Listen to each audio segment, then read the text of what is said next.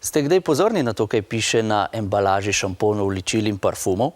V njih se namreč utegne skrivati različne kemijske spojine, ki so lahko škodljive, tako našemu zdravju kot okolju. 12-letnice Bisera, Jelena in Tamara se naličijo le za posebne priložnosti. Ko grem na rojstni dan, na moj rojstni dan, na kakšne predstave, baletne, opero. Za slikanje v šoli, ko grem v kino. Danes uporabljam naprimer maskaro, včasih puder, ampak ne veliko.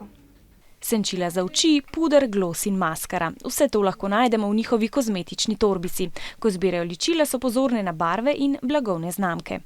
V bistvu ne pogledam, kaj vsebuje. Jaz sem zelo pozorna, na kaj vsebuje ličilo, zato ker imam občutljivo kožo in bi dobila osip po obrazu. Različna mila, parfume, gele in korektorje uporabljajo tudi fantje. Kozmetika res da olepša našo zunanjost, a ko začnemo brati, kaj vse vsebuje, naletimo na številne kemikalije, ki so našemu telesu lahko tudi škodljive in jih strokovnjaki odsvetujejo.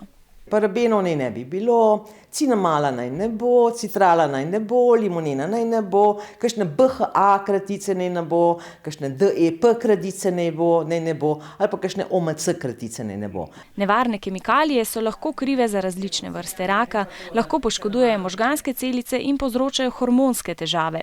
Za naše telo je zato najboljša naravna kozmetika, označena je s posebnimi simboli. Kreme naj imajo čim manj vode, to se pravi ne bojo iz maščob, lahko pa se tudi namaže z orehovim oljem ali si pa kožo očisti z rumenjakom oziroma z avokadom.